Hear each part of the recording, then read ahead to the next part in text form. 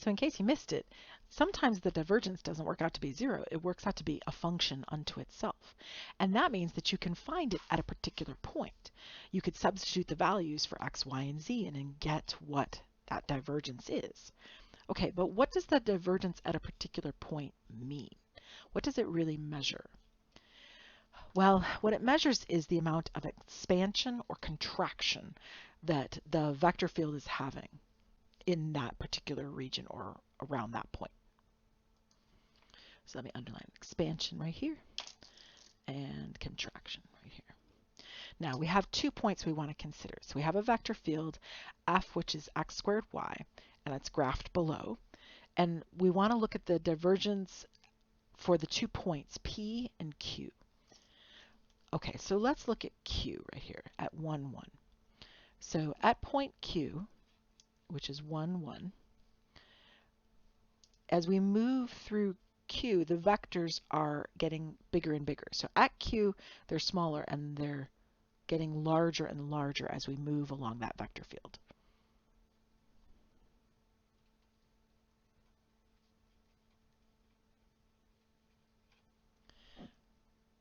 So the vectors are increasing in magnitude, right? They're getting bigger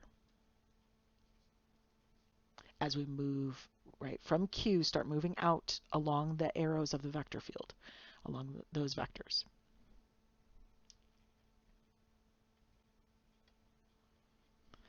That means that f is expanding.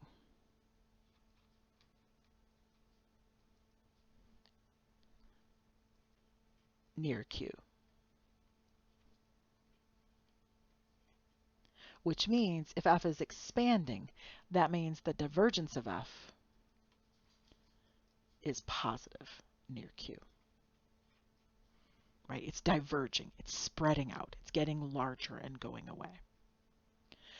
All right, what about point P, which was negative 1, 1? So if we look, we have really big vectors heading into P, and then they're getting smaller, right, outside of P. So as we move through point P, moving,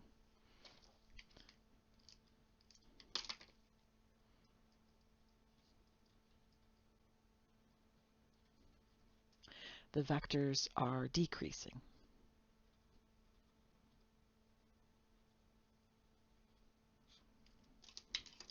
In magnitude.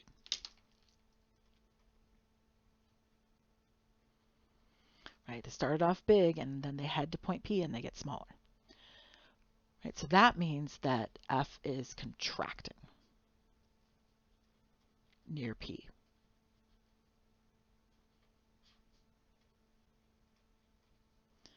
And that means the divergence of f would be negative near P.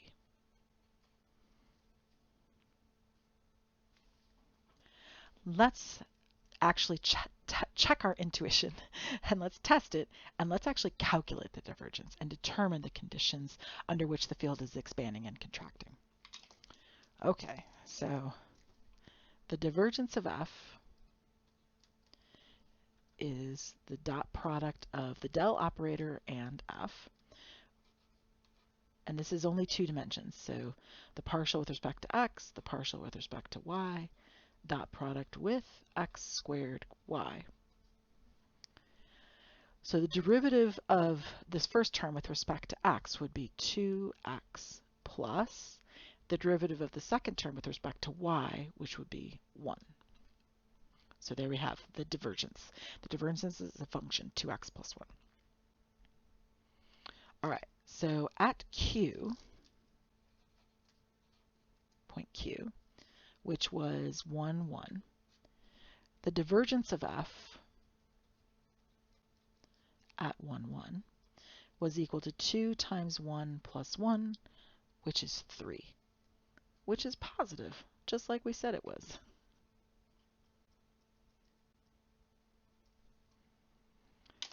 All right. What about at point P, which was negative 1, 1? The divergence of f at negative 1, 1 would be 2 times negative 1 plus 1, which would be -2 plus 1, which is -1, which is below 0, which is negative, just like we said it would be. All right, so far so good. But now we have to think about the conditions under which this field is expanding and contracting. And you can kind of see it visually if you look at the graph, but we can figure it out based on the divergence. So it expands if the divergence of f is greater than 0. The divergence of f is 2x plus 1. Solving that for x, subtract 1,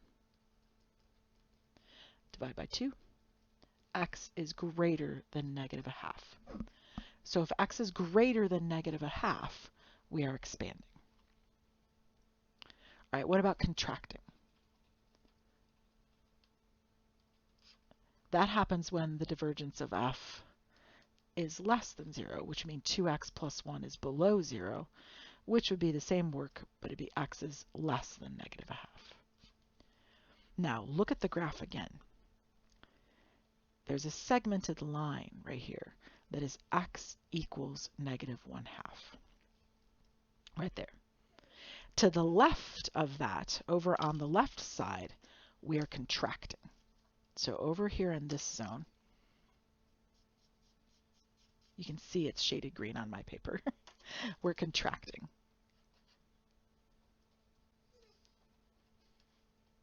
Right?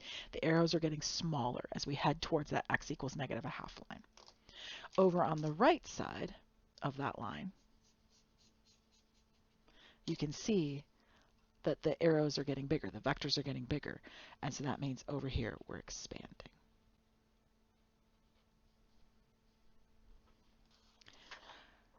Now let's take what we've learned and use it in a three-dimensional example. So we have the rotational vector field -y x minus z y. And we're going to calculate the divergence and discuss why this makes sense given the geometry of the field. Okay, so the divergence of f is equal to the del operator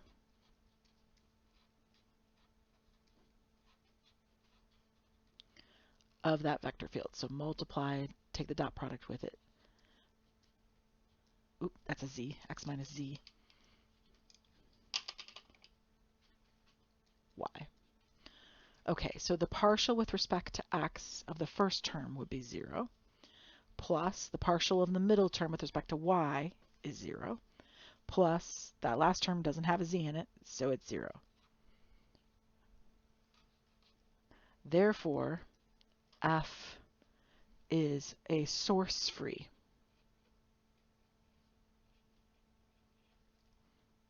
or divergence-free, if you want to think of it that way, vector field. Now, what does that mean? Well, it means it doesn't have the expansion and contraction, right? So if it has no divergence, it means no expansion, contraction. And that makes sense because it's a rotational field. It rotates around and spins around in circles. So let me show it to you in Maple. Here is this vector field. So if you can see, it's kind of spinning around a vortex, right? It has a rotation to it. There you go. You can kind of really see it there. So it has that rotational spin to it. And since it has the rotational spin, it doesn't have a source. It's not expanding nor contracting. It's just spinning around a vortex. All right, so I just drew it here. So this is a 2D representation, not 3D, but it's going around and around. In this case, it's going around the origin. The particular one we were looking at, it's not going around the origin, but it is rotating around some type of vortex. As a matter of fact, the term vortex shows up in the term vorticity. So vorticity is a numerical measure of how much your vector field is spinning around, or how much your fluid is spinning around. So you might see that term at some point. It's related to vortex.